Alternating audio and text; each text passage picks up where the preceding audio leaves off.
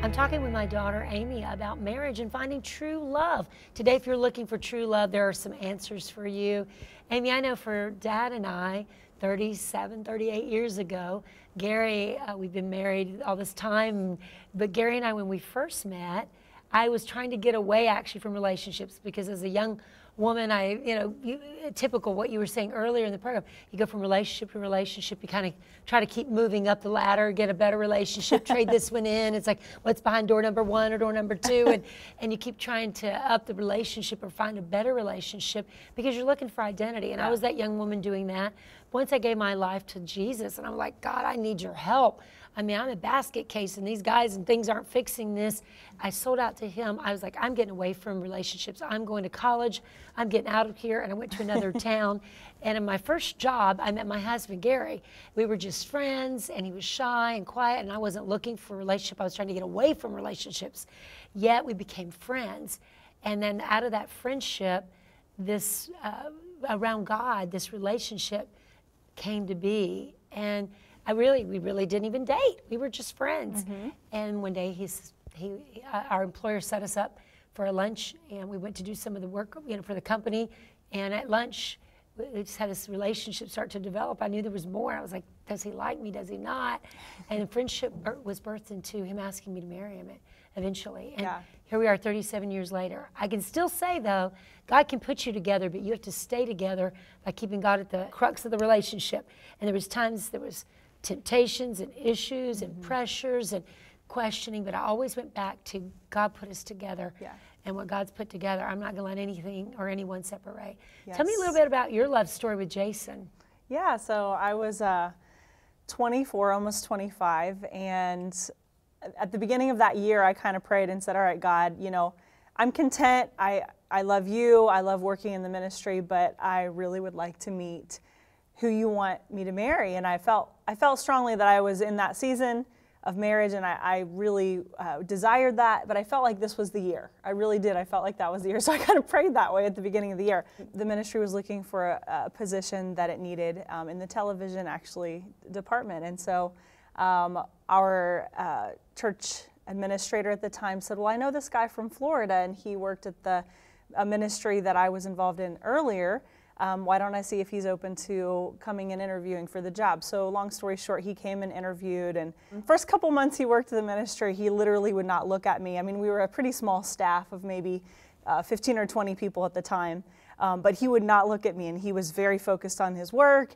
And, so there really wasn't any thought that he was interested in me or that this could ever be a thing. But fast forward to December of that year, and he was sitting in a production that we were doing for the church and rehearsals for it, and God spoke to him so loudly he actually turned around and looked behind him to see if someone had actually said it. But he heard God say, that's your wife, when he looked at me. But he needed that because he was petrified to talk to me, and come to find out he never looked at me because he was too scared to even look at me or talk to me when he first came on staff. So he was like, God, no, she's the pastor's kid. I'm the new guy here. Nobody knows me. They'll fire me. What are you talking about? So he didn't talk to me for a couple weeks, but he couldn't sleep at night.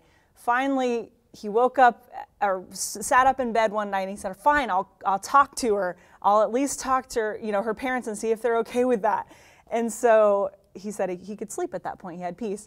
So he ended up talking to me around my birthday in December and asking if I would like to get to know him outside of work.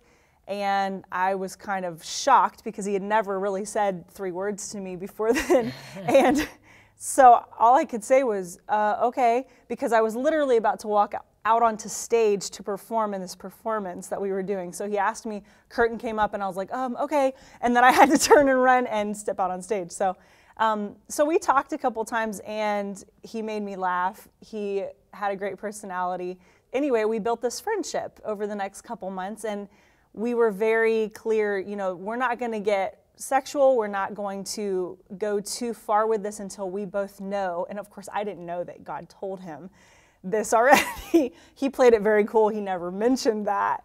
But God, he honored and respected. He did, yes. He wasn't trying to get something from you. No, he was very respectful. The Bible does say that he who finds a wife finds a good thing and receives favor from the Lord. Yes. So many women are trying to go find a guy, make a guy fit, make it happen. Yep. And you were busy following God, and God made it happen. He found you. You know, Yes. God led him to you, and I think that's a key for a lot of situations. As women, the culture's told us, just go do it, Go make it happen, be the man, be the aggressive one, but really, what are some of the principles you learned through Well, build a finding him? friendship first, then comes a spiritual connection. So, you know, on your first date's not the time to talk about all the things that God has ever told you in your whole life, because I feel like you need to build a friendship first. And statistically, a friendship that's built in your dating years is what will hold your marriage together throughout the duration of the marriage. True. For us, it was the friendship first, and then we built that spiritual connection, and then I just had peace, and I knew God didn't speak to me in that big booming voice, but I knew I had peace that this was the one. And I sat down with Dad, and he said, "Well, what do you feel?" And I said, "Well, I feel like I have peace." And he said, "Well, that's good. That's what you be led by. You led by peace." So then when he asked me to marry him, you know, I knew it was the right one. Faith and patience, right? Yes. So as we were closing, It's worth it. yes, as we're closing today, there's so much more we could talk about. But if you get the package I've put together for you, Amy has a teaching in there, and I think it's especially valuable.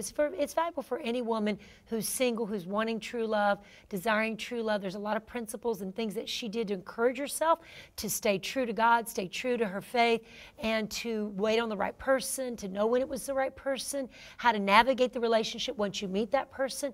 I think it's great, especially for young women who have, you know, how early would you say this? I'm having 12 and 10-year-olds ask me questions about So your this. young daughter. And so I'm giving these to them, saying, but listen do to these this. principles also apply to a 30-year-old who's Absolutely. not married? Yes, Okay, they're God's absolutely. principles, so they apply to any relationship, any age. I want you to get the offer that we have today so that you can get a hold of this. You can get a right perspective of what true love really looks like, because God has true love for you, and He loves you today, and so do we. Thank you for joining us. Have a great day. Thank you, Amy, for being here with us. Thank you. Get the offer, and you're going to get so much more. Talk about how to end the search for love, how to navigate through relationships. This is relationship time. So God bless you. Have a great day. Go to Drenda.com, D-R-E-N-D-A, Drenda.com, to get more from Amy and to hear more about how you can end the search for love. Have a great day.